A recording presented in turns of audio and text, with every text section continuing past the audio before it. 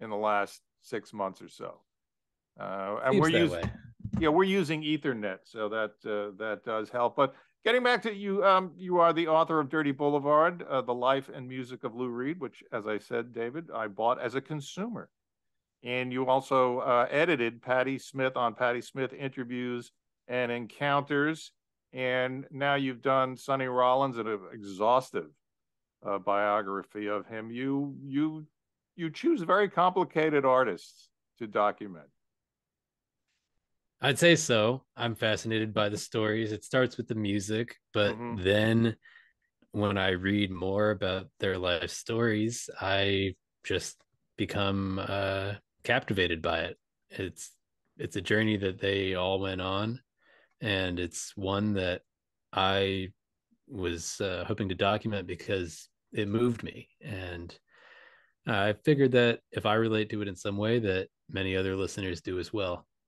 But one of the things about music journalism, writing about music, is that the story is not always the most compelling one. And the artists that I've written on, I think, really have compelling stories. Yes. Yeah. Well, yes, what's interesting about this particular book, it's, well, for me, before we got into the music part, when you were talking about his history, that's really a self-help primer for virtually anyone. It really is. I mean, the fact that he was that focused and that driven is a great mentorship for anyone who wants to do anything in their lives, whether it be play a musical instrument or, as Ralph Cramton would say, bribe a dust. That's right. I mean, he really practiced more than anybody that I can think of. I wouldn't be surprised if we tried to figure out who practiced harder than Sonny Rollins, and there just wasn't anybody. So, I mean, thousands and thousands of hours, most notably on the Williamsburg Bridge, up to 16 hours a day for a 2-year period. Really something else. I was just thinking about it more, and it's a legendary story. People who know about Sonny Rollins know the legend of the bridge. And anybody who's seen The Simpsons is familiar with Bleeding Gums Murphy, who was inspired by the bridge sabbatical. But if you think about it, it's a legend of a certain kind of feat. Most legends tell the story of some prodigious feat. And what is it in this case? It's really a legend of practicing. It's a legendary work ethic here. Now, it's got that majestic backdrop of the bridge, but I can't think of another one, like something that we'd really call a kind of a legendary story of somebody just putting the time in, paying dues. Yeah, it's such an important facet of every musician's life. David and I are bass players, but don't hold that against us. And we interviewed Ron Carter a few times. We did the interview on his chartography book and just a general interview where we teamed him up with Dave Swift, who's a bass player in the UK. You might know him from Jools Holland. As a matter of fact, he's the most recognized bass player in the United Kingdom by way of his 30-year association with Jools. And we watched Ron's practice approach. And first thing he does when he picks up his upright is he just plays a C major scale very, very slowly and very deliberately to get the perfect tone, to get the perfect intonation. Now, David, you've got your 6-string Ken Bevensey, and I've got my battered Fender jazz bass. I know when we practice, the first thing we don't do is just play a C major scale. Well, that's because we don't know what a C major scale is, Tom. Okay. Well, when I interviewed Ron Carter, he told me that when he takes on a new student, one of the first things he does is begins this process of unlearning so that they can relearn how to make a clear tone, how to play that C major scale. Right. And Sonny Rollins really always went back to the rudiments. Yeah. So he practiced long tones. He would practice scales. When I went over his practice notes, just hundreds and hundreds of pages that he documented of what he was working on, it was oftentimes that kind of thing. Make sure that you have the rudiments so that when the spirit comes, you're ready. That's something that he said to me when I first spoke to him. Interestingly, about the bass, while I was working on this book, I ordered something from Amazon. I don't remember what it was. It was not anything to do with music. Maybe it was a replacement water filter or something like that. And at my door, this huge box showed up, and I said, "What is this thing?" And it turned out to be a Fender jazz bass, which I have sitting in my basement. I called Amazon to try to do the right thing, and they said, this is just too complicated. Just keep the bass. Oh, So I think that it's some kind of message from the gods that I gotta learn this thing. you If have to not learn me, it. then one of my daughters. So Okay. Well, I it's will send interesting. you one of my books, okay? David will send you one of But his. I'll tell you a really interesting story. Very much like what you just said. When I was 11, my dad was vice president of this department store chain in New Jersey called Bamberger's. And he ordered a guitar for my sister. It came, and about 2 weeks later, a bass came in the mail. They never ordered it. It never appeared on their charge. It was as if God was saying, the bass just came God. And I've been playing it ever since. Yeah, it just popped up there. Well, wow. Aidan, so many horn players, so many bass players started off as horn players. I studied at University of Miami with Don Kaufman. He was a trumpet player. How many, David? How many bass players? I think Ron McClure started off as a horn player. So Mm-hmm. it is your destiny, Aidan. It is your but you being a saxophone player, I mean, you really understand the instrument. So I think you really were the perfect person to take on this project. David and I, we always talk about how important it is that musicians interview musicians because we know what it's like to have been on the battlefield. Just like when I watch baseball, I'm a Mets fan and I enjoy listening to Keith Hernandez and Ron Darling analyze the game because they were there. They've been there. Mm-hmm. And you like to listen to a team that always loses. But Well, that's another story. besides that, But being a but saxophone you player, know, eh, talk about that special relationship you have with Sonny because come on, you've dedicated your life to that one instrument. oh yeah, and I'll just say this first of all: Sonny Rollins is a Met fan, Okay. uh, Oh, so you're in good company there. Long suffering Met fans, but you've had some good runs. couple of lucky years. Oh yeah, but the relationship to the saxophone.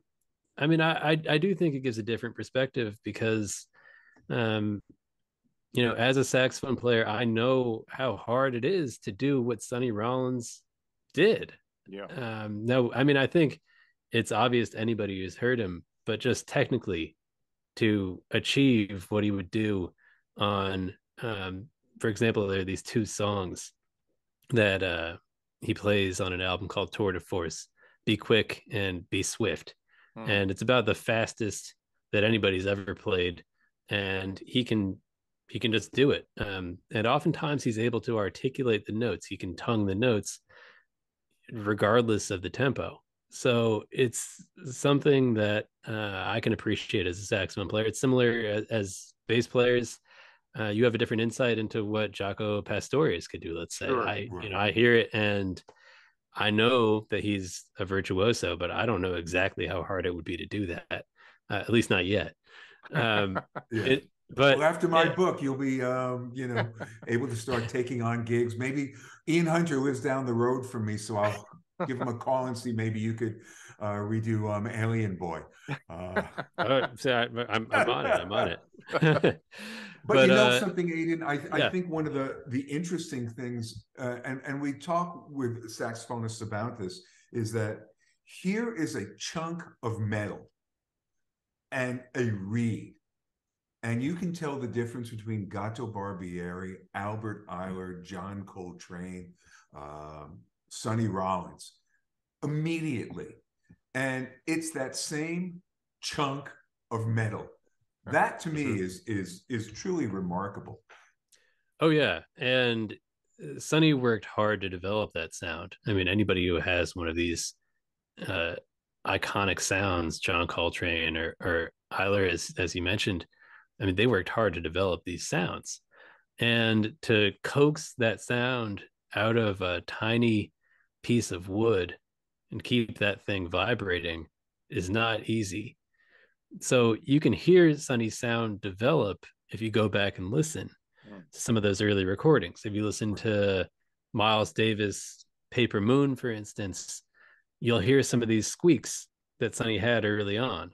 Now, that doesn't necessarily detract from the performance. I think that it gives it a more embodied feel, but also you hear him searching there, and you hear his tone improve over time until he gets one of the biggest sounds uh, ever in the history of saxophone playing. So, yeah, I mean, the sound that he got out of the instrument was first and foremost. That's something that he learned from his early teachers. He had two early teachers. One was named Walter Foots Thomas, who was music director for Cab Calloway, and the other was a guy named Joe Napoleon. And though they both offered a course in jazz theory, jazz improvisation, that is a technical approach to it, the first point of focus was on tone production. So there would be long tones and just a focus on the breath and the diaphragm. What I found researching this book is that Sonny took so many notes just on how to breathe. There was this period in the 60s when he began trying to relearn how to breathe, to do it in a way that he could really control his airflow. Another technique that he worked on, circular breathing, the ability to sustain a note for a seemingly endless period. It's something that Kenny G has become known for, but it's not just a parlor trick. It's something that Sonny used to great effect oftentimes in his performances. So yeah, I mean, to bring that sound out of a hunk of metal is always a challenge, and you're also always dependent on things, even like the weather. If you have a bad weather day, and this goes for the bass too, as I'm sure you know, that reed is not vibrating.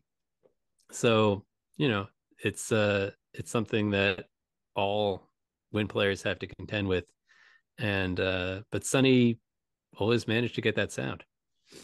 Yeah. Wow. One of the things that I loved about the book is I'm a real history buff. So the first, let's say, 90 pages really take you back to an amazing time of truly self-improvement. You start with his father, who was the steward, and how he didn't have much time to spend with him, but the moments he had were cherished. You knew about what was going on in Sugar Hill, and think of all the amazing musicians that lived up there. You want to talk a little bit about that so our listeners will get more of a feel? Yeah. So Sonny was born in Harlem on September 7th, 1930, kind of right, uh, shaped deeply by uh, two major cultural um, events, or we could say financial events as well. Um, the Harlem Renaissance, that would be more on the cultural side, and then the Great Depression. Right. So the influence of the Renaissance was something that was still in the ether for all of Sonny's upbringing. And when the family moved to Edgecombe Avenue in a neighborhood called Sugar Hill, which you might recognize from the lyrics to Duke Ellington and Billy Strayhorn's Take the A Train. Right. They lived on Edgecombe Avenue, as I said, and they lived right up the block from most of the leadership of the NAACP. So Sonny would see W.E.B. Du Bois on his way home from work while he and his friends were playing stickball, and Du Bois would shoot them a glare. Um, and, you know, he was influenced by Du Bois. His grandmother was a follower of Marcus Garvey. Right. She hung a black nationalist flag in the house, and she used to take him to rallies on Lenox Avenue marching for Paul Robeson or the Scottsboro Boys, starting when Sonny was 4 years old. Right. And he soon became aware of the music, which was everywhere in Harlem. I mean, there were so many clubs uh, that, it couldn't be avoided. When Sonny was only about 8 years old, he discovered an artist named Louis Jordan, who's a foundational figure for jazz, rhythm and blues, rock and roll, popular music, period. And this was across from his elementary school.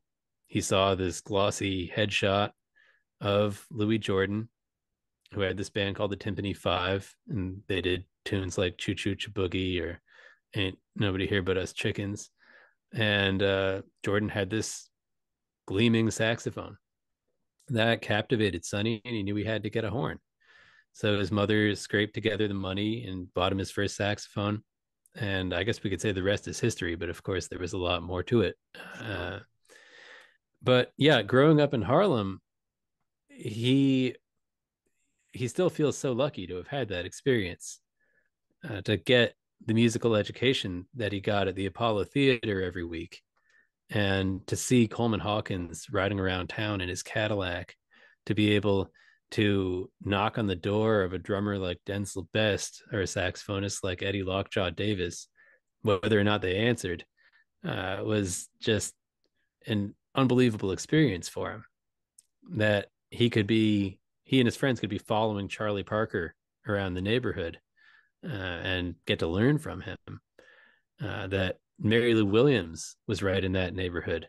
Bud Powell Right. was there. They could worship at the master's feet.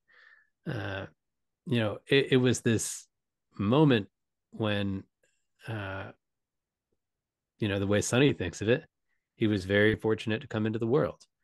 So Yeah. yeah, I was happy to be able to situate it in that historical context, and show the way that Sonny was a product of his time and place, as well as just being an exceptional individual. Yeah, Well, he you had a described it beautifully. As a matter of fact, I'm not so sure that just because I grew up in New York and I played the Apollo, that it had that familiarity. I think you brought that out. I think a lot of folks would find that so. And what's interesting about Louis Jordan, I found out about him.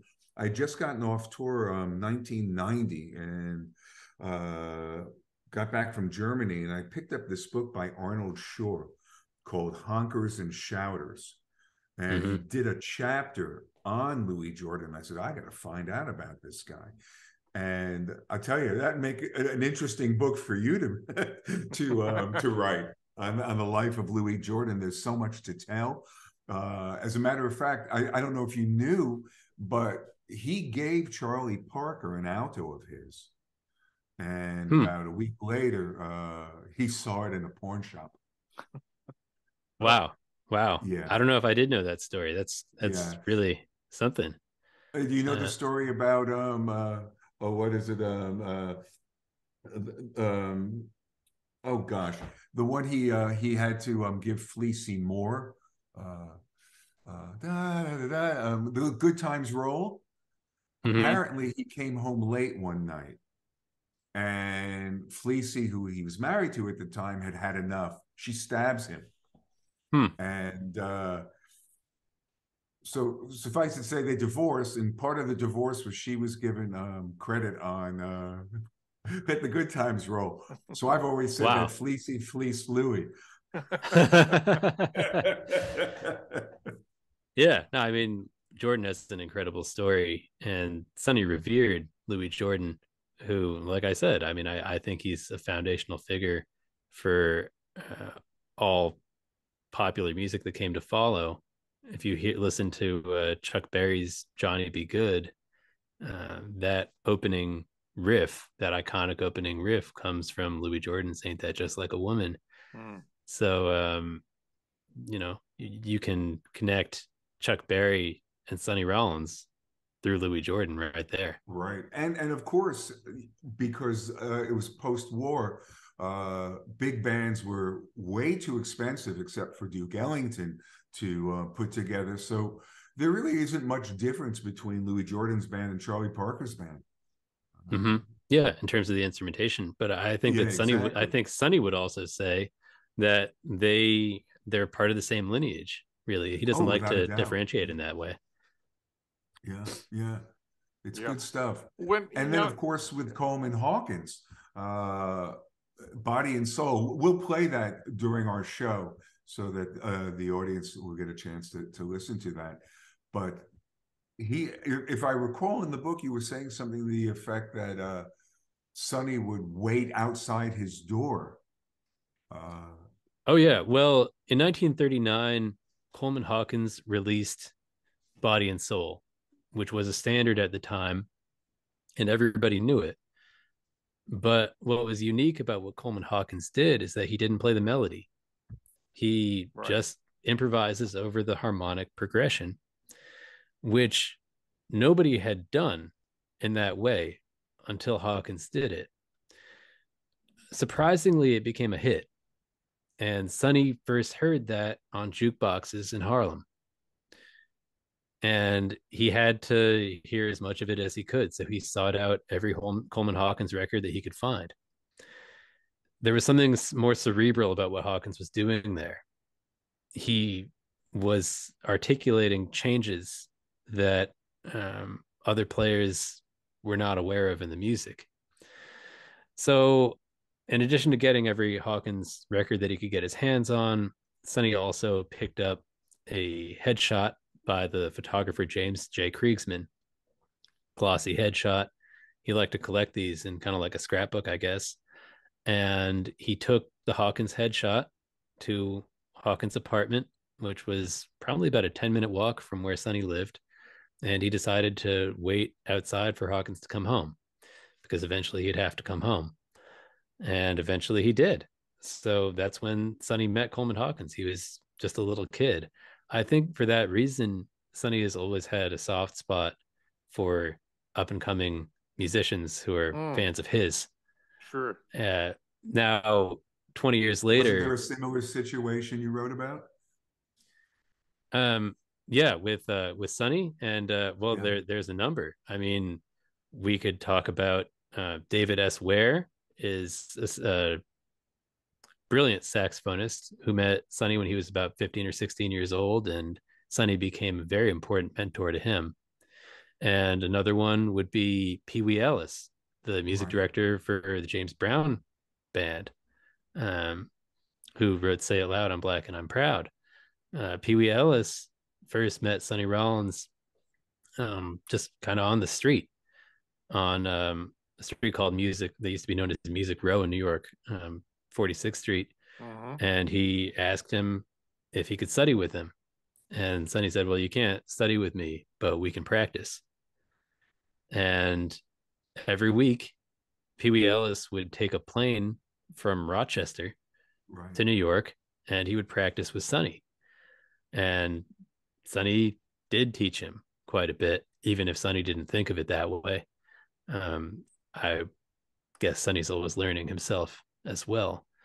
But yeah, I mean, many times that Sonny did mentor these young musicians who went on to become icons of the music.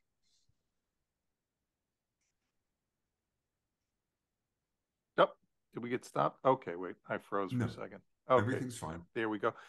Aidan, why did Sonny agree to work with you? I mean, Sonny Rollins' era when he came up, the press and musicians at off times were at odds. I mean, they were music press was seen as critics, if you will. What was it about what you've done that made him want to work with you? It's a great question, and I don't know if I can give a satisfying answer. When I first thought of embarking on this journey, little more than 7 years ago, and it had been an idea that I considered long before that. Hmm. I reached out to Sonny through his longtime publicist Terry Hinty and explained what I intended to do.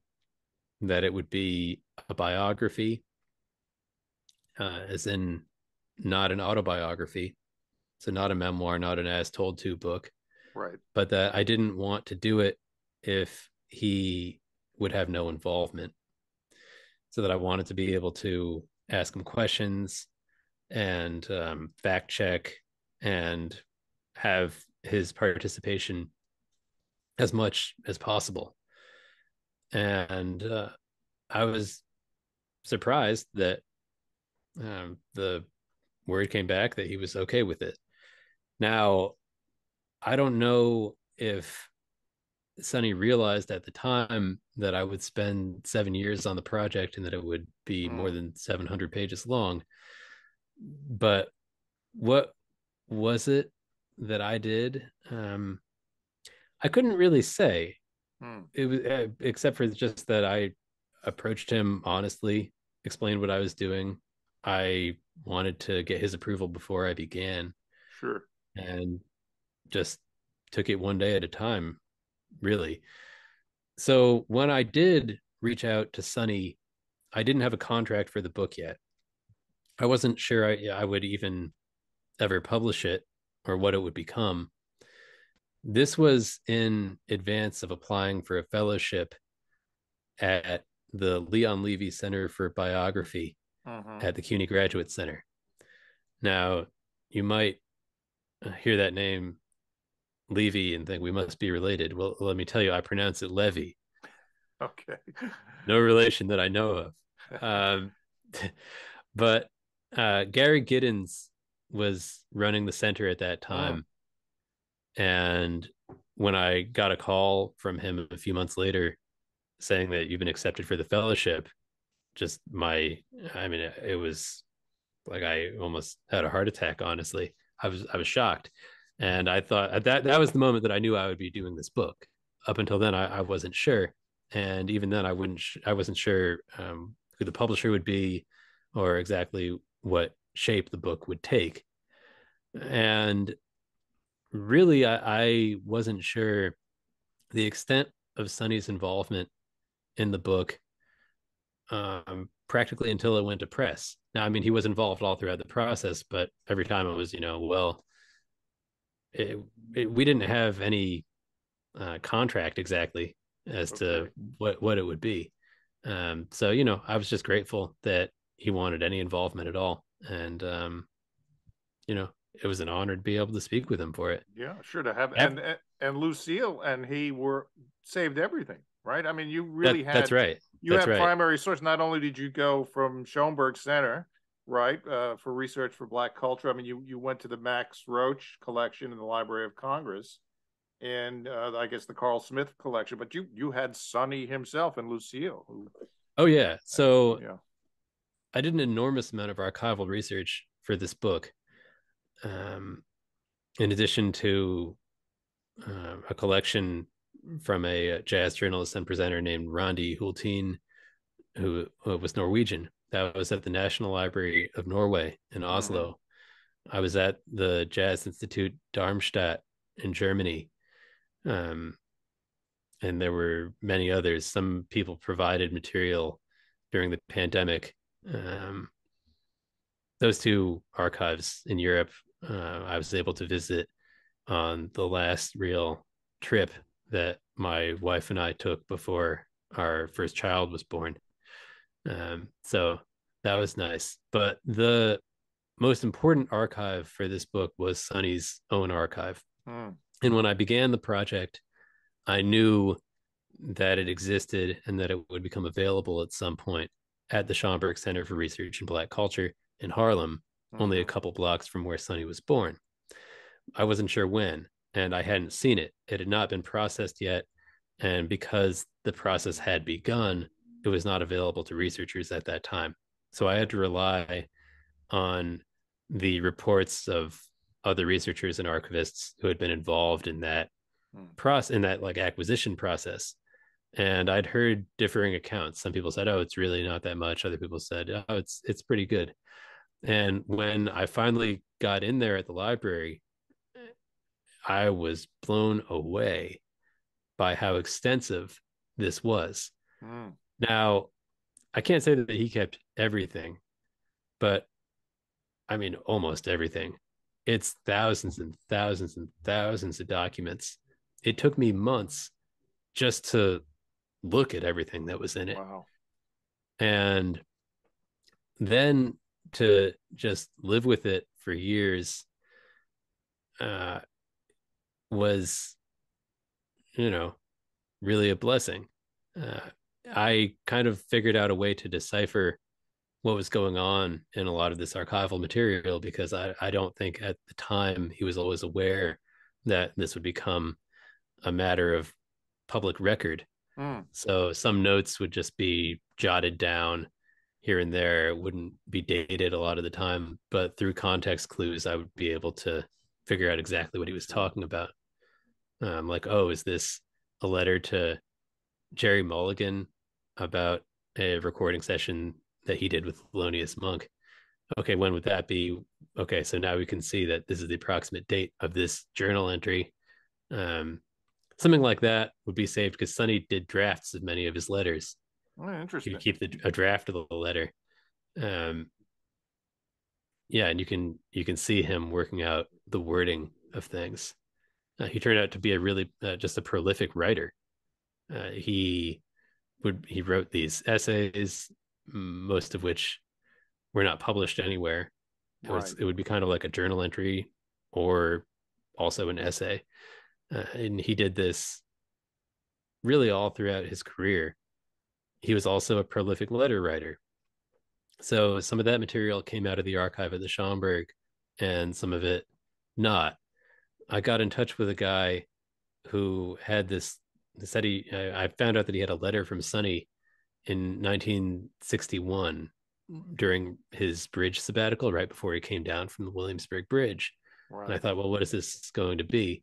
And the story behind it was that this guy was like a college sophomore and he wrote Sonny Rollins a letter and just sent it off into the void because Sonny had vanished from the scene and nobody really knew where he was. Right. But somehow, Before the internet, where you could. exactly, exactly. So somehow he got a hold of this address and he just sent it off into the void, not expecting a response. And the idea was to have Sonny provide his thoughts on the jazz scene and the role of jazz in our society for research for his term paper. Okay. And Sonny wrote back this like 7-page handwritten response that the guys, of course, saved all these years. But I mean that's Sonny Rollins for you. A total stranger, a college kid, and Mm. Sonny puts all this time into this response, thinking about what is the role of jazz in our society, and of course, with no sense that uh, about 60 years later, a lot of that letter would appear in a book. Wow. Well, we note right with when you talk about Freedom Suite, which is really the first civil rights album of the hard bop era, and that he would go to colleges to play, and some people would be in tune with his music, but not necessarily his politics. That's right. So when Sonny wrote the Freedom Suite, it was in part a response to the fact that he had so much trouble getting an apartment in New York in the late 50s, Mm. even though he had become an icon of the music Sure, he already. was. Yeah, sure. And just a lifetime of injustices. So he felt it was time for there to be a response through the music. Now, the musicians had already been a part of the civil rights struggle and always had, but during the hard bop era, nobody had explicitly made the statement on an album. Right. So Sonny did that, and he wrote the Freedom Suite, which is a through composed piece. It's more than 15 minutes long, and it also incorporates improvisation. He Right. recorded it with Max Roach and Oscar Pettiford, the bassist, and he'd also worked with them on Thelonious Monk's Brilliant Corners. This is another album that Sonny made in the pianist trio setting. Uh, but Freedom Suite made this political statement, and not just through the music, also through the liner notes. Sonny wrote the liner notes to this piece, and it's a succinct statement that encapsulates everything he stands for in the music, of the role of the artist in the struggle for social justice, and the cruel irony of American culture being so indebted to Black culture, but rewarding rewarding the Black community with injustice. That's kind of paraphrasing it here, but look that up. It's really just a beautiful statement. Yeah. Now, after and the record gets reissued with a different the record gets and the liner notes are wiped off. The liner notes are wiped off, right. But I like to think that Sonny kind of got the last laugh there, because the cover art for the re-release, Shadow Waltz, which was also done on Riverside, right? has this portrait shot by a photographer named Joe Alper, where I think Sonny bears a striking resemblance to Frederick Douglass. Frederick Douglass, yes, yeah. Fascinating. What was it like? Take us for our audience. What was it like making a living as a jazz musician in the 1950s, when we of course, this is the famous where Sonny takes his step backs and takes a sabbatical, but how could he possibly afford to do that? What was Lucille the primary source of his, I guess, financial bedrock of the family? Yes, absolutely. So in the early 50s, there wasn't much money to be had. It wasn't so radically different from how it is now financially. Yeah. I think that sometimes we imagine that in the golden age of jazz, or in the hard bop era, that maybe there was like money floating around somewhere, but that's not exactly the case. Right. I mean, maybe there was more money, gigs here and there. It just wasn't for the musicians. Right. I mean, exactly. Yes, certainly rents were cheaper and things, and artists, but artists still had to have patrons. I mean, still, Yeah. Of course. So Monk was supported by Nika, the jazz baroness. Right. And I mean, they did start to be able to make a living, and sometimes a good living as musicians. I mean, if Thelonious Monk, toward the end of his career, became the genius Thelonious Monk that was revered across the world. But they had to really toil in the salt mines for a long time, and that was Sonny's experience, just living out of suitcases, doing one-nighters up and down this circuit that went from New York up through like Toronto. And so how did he take that sabbatical in 1959? Yeah, I mean, he had the support of his wife, Lucille. Sure. She had a job as an administrative assistant at NYU. Right. And she was able to support him. He also still had some royalties from the music, but they lived very frugally during that period. Prior to that, he was actually doing well before he took that sabbatical. In the early 50s, it was tougher, but by the time he took that sabbatical, he was really earning a lot of money for his appearances. So the decision to step away wasn't like screw this, like nobody appreciates me here. Like he was getting accolades at that time. Yeah, it was at the height of his popularity. At festivals. He was exactly. And as you mentioned, he felt a bit embarrassed. Yes. And it was a brave move on his part. I thought, I want to improve, and the only way for me to improve is to step away. I mean, for God's sakes, that's just an incredible confidence. The confidence, yeah, really a lot of confidence, but also at the same time, he's always been his own worst critic. Yeah. So he didn't think that he was living up to the hype. He just didn't think so. Yeah. And I think the experience of being up there on the Williamsburg Bridge, just blowing out into the expanse, was something that he still cherishes, because it gave him the opportunity to really work on himself. And when he was up there, he wasn't just working on the music. He was doing calisthenics. Yes, right. He was doing chin-ups on the bridge. He got involved with different spiritual figures. He started looking into Rosicrucianism. He had this collection of inspirational quotes that he would transcribe by hand and keep in like a briefcase in one of the rooms where he also used to practice. It would have things by like John Donne, um, the metaphysical poet. Just, As a matter of fact, I ended up picking up Mansions of the Soul. I wanted to figure out, all right, what is Aidan talking about here? What's oh yeah, Sonny thinking? Really, some interesting stuff. Yeah, no, it is some interesting stuff. It's pretty out there. Sonny kind of wasn't sure how he felt about it at the end of the day, after he came down from the bridge and started investigating like Eastern religion. He felt that, you know, he'd seen advertisements for the Rosicrucians in comic books, and you know, anything you see advertised in a comic book, how serious could it be? Right. But I mean, there was a lot that he took out of Rosicrucianism, I think, and you know, he wanted to borrow from the best of all religious traditions and spiritual traditions. So yeah, he took another sabbatical in 1968 to go to India. He'd had that in his mind for a while, to go and look into that.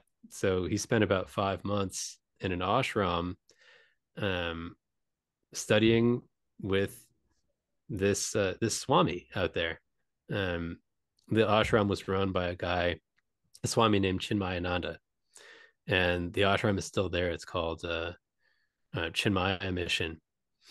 But when Sonny arrived, Chinmayananda was not there. There was this fellow who was managing the ashram named Parthasarathi. And Parthasarathi is also a lifelong student of Vedanta, and he's still alive. So I was able to interview him for the book. And yeah, he has a school that he's running in India called Vedanta Academy. And I think he's about 95 or 96 now. But yeah, I mean, Parthasarathi took Sonny to see Bismillah Khan perform while he was in India, and this was an influence on Sonny. He also has Sonny has a song called Powai, and that's the location of the ashram. You can only hear that. It's kind of like a Sonny Rollins deep cut that you can hear on this album that was only released in Japan, I believe, called Sonny Rollins in Japan from 1973. But yeah, I mean, that time in India was hugely important to him, and he's still studying Vedanta.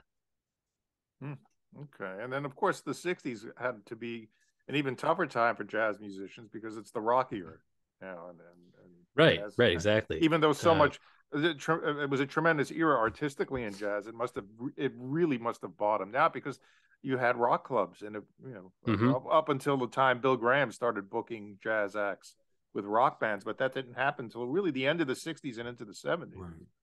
Yeah, I mean, there was this question in the critical establishment and in the music industry of, well, can jazz survive this, and how will it look? And they started to embrace legacy acts more. So I think this was tough on new music that was not in the rock paradigm. And I think that this contributed to Sonny's disillusionment with the record industry starting in the mid to late 60s, and ultimately led him to step away from it again and take that trip to India. But you brought up Bill Graham, and you know, one of the kind of interesting moments in Sonny's career is when he participated in this group called the Milestone Jazz Stars.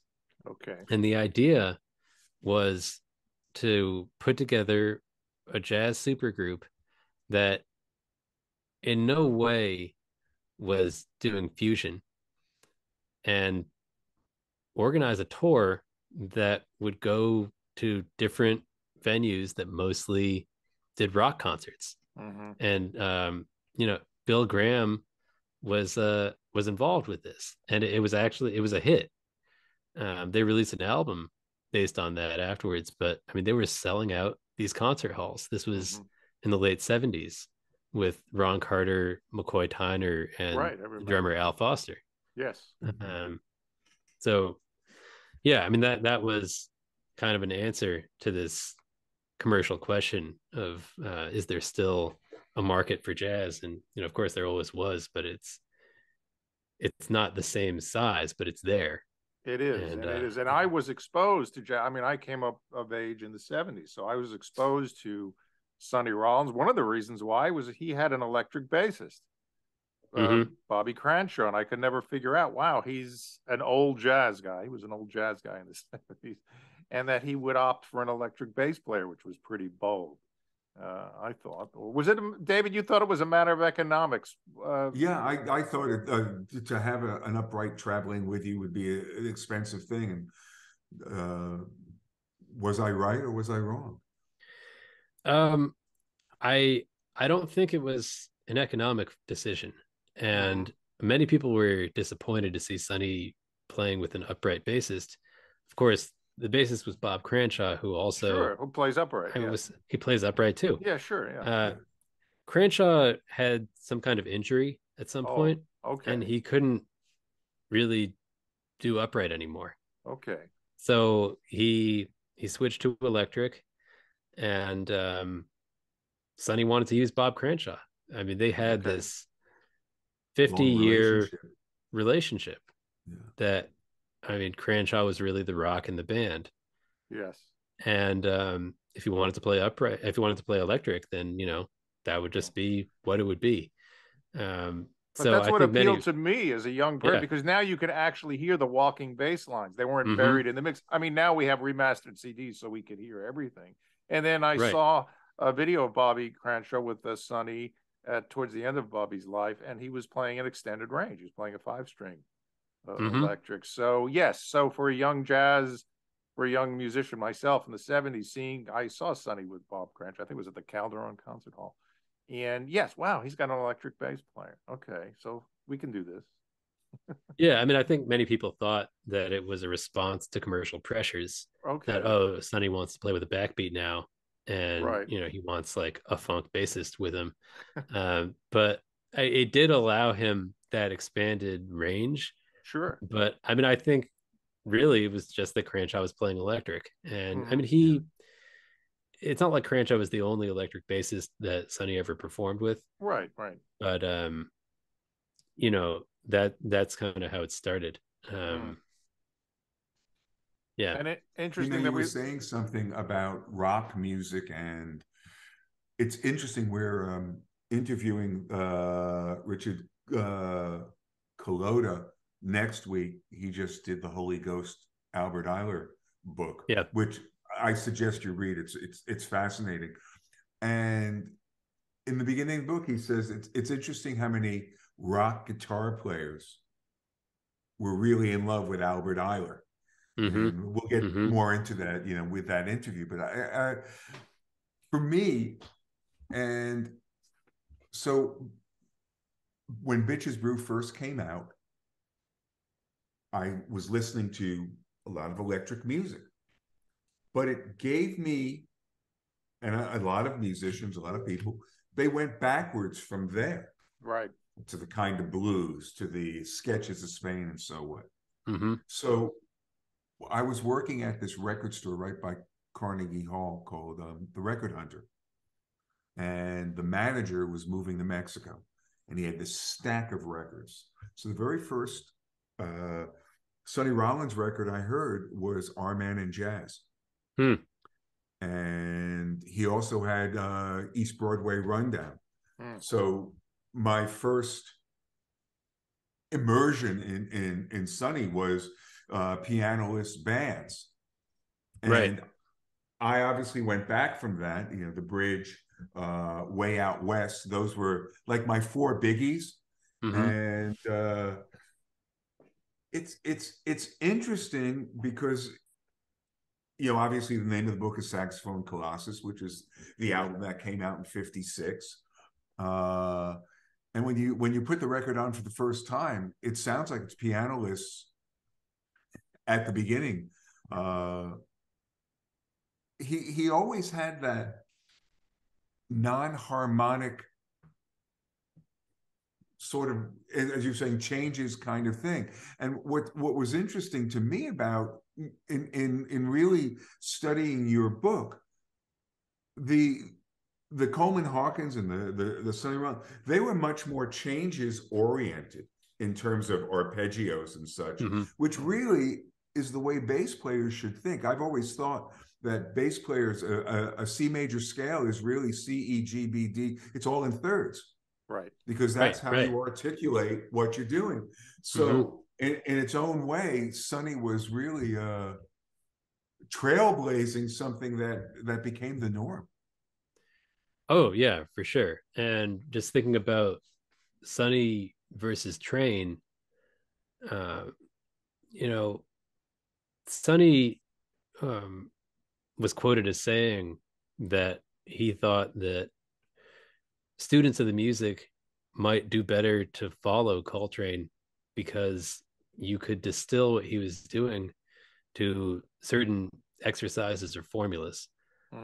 Not to say that it could be reduced to that, it can't be, but that because Sonny was not as vertical of a player, you might say, that he was maybe more of a horizontal player, more lyrical, that it might be harder to to try to play like Sonny, to figure out different licks, let's say, that you might be able to apply to your own improvisation. So yeah, I mean, this is something that Sonny heard in Lester Young, who was a very lyrical player, and Sonny kind of synthesized that with what he heard in Coleman Hawkins and made his own style out of all of that. But yeah, I mean, you still hear arpeggios delineating chords, but what Sonny became known for was thematic improvisation. And this is a concept that Gunther Schuller writes about in an essay called Sonny Rollins and the Challenge of Thematic Improvisation that was published in 1958. And it's based on Blues 7 from Saxophone Colossus. And the idea there is that Sonny is not just arpeggiating the blues, and the melody is improvised as well, but that he's developing motifs across his extended solo, and that it becomes this lyrical melody and then series of kind of counter melodies on the blues. So yeah, I mean, he always had that style. I mean, I love what you were saying, that when you listen back, that you start to hear these traces of what he was doing later, that you would hear some of Our Man in Jazz on the work from the 50s, because I think that seed was already there.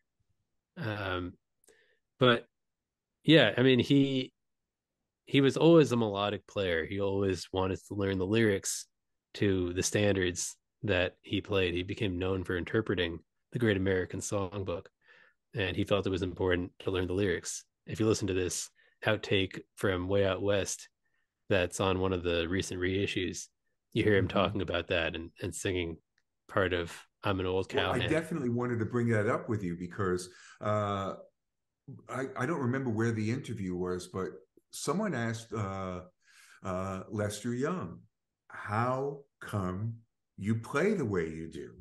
And he goes, I listen to the lyrics. And then when in the chapter on Way Out West, it became perfectly clear that's definitely the thing there. Yeah, absolutely. He got a lot of that from Lester Young, or Charlie Parker's another one who would learn the lyrics. Charlie Parker loved All the Things You Are, but he referred to it as YATAG, like an acronym, YATAG, which was a reference to one of the lyrics in that song, You Are the Angel Glow. So yeah, I mean, they had this sense that they were interpreting not just the melody but also the lyrics. Yeah, absolutely, absolutely. Really, again, the book is an important thing for most anyone to read, saxophonist, drummer, or our listener, right, Tom? Our listener, dare we say. Interesting to learn that Sonny was uncomfortable in the recording studio because he was such a perfectionist. And uh, you say that Sonny's read the drafts of the book, but he hasn't read the whole book yet, or probably would be difficult to read a book about yourself this deep. I don't know. Yeah, I think it would be difficult, and I think reading the book would be almost like listening to playback for Sonny, Right. which he once said was like Abu Ghraib. Uh, yeah, he also, another quote was that playing in a studio is it's like cyber sex. Um, but yeah, no, he has the book. He also got an early draft of the book that I Right. sent him in this thick binder, the thickest binder that I could find. Right. And I know that he's read part of it because he was able to make some corrections. But Okay. the way that um, we did that was that I just talked through the entire book, everything that happens in it, over a Okay. series of conversations. So he made additions, or if he had any corrections, he he would he would tell me about that, and a lot of that made it into the book. Okay. So yeah,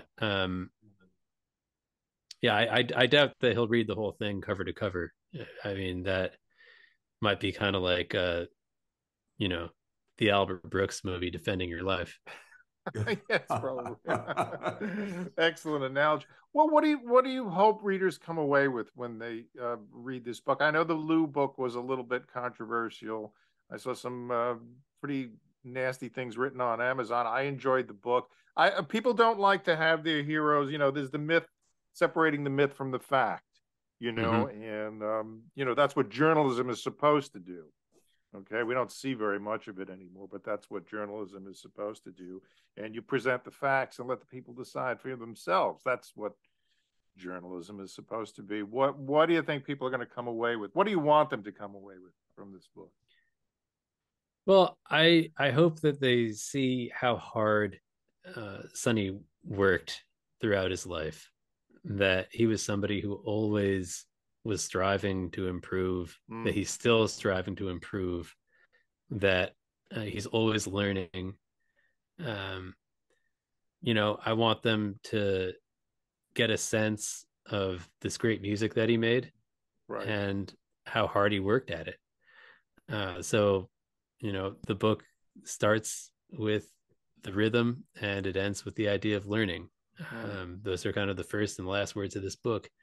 And, it's kind of a simple concept to bring it down to, but it all comes back to that. Just practice, practice, practice, and then keep coming back and try to get it right the next time. Yeah, yeah, and then of course Now we accolades. know that Yeah. Sonny has retired at this point. How's he feeling? Um, I think that I mean the way he talks about it, oftentimes he's feeling better than ever. That Great. after he couldn't play anymore, it was hard on him, and he was depressed for a while because he'd spent almost his entire life playing the saxophone. It had become like a third arm almost.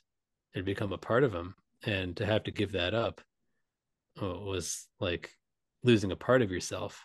I mean, I think it's got to be kind of like the ache of a phantom limb. Sure. But eventually he realized that he had the opportunity to make that music. He did what he did and he said what he said, and that chapter was behind him. He went deeper and deeper into his spiritual beliefs, and that's what he's doing now. So when he said he's feeling better than ever, I think that's because of this spiritual journey that he's been on, And at this point, he's dedicated himself to the golden rule. So that he's starting a nonprofit foundation to promote the idea of living by the golden rule.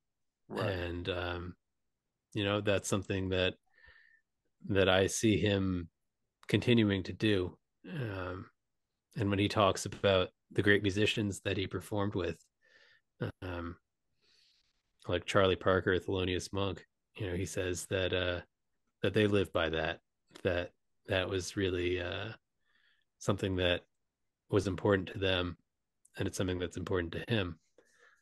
So how's he doing? It seems like he's doing well to me. That's great. That's Yeah. great.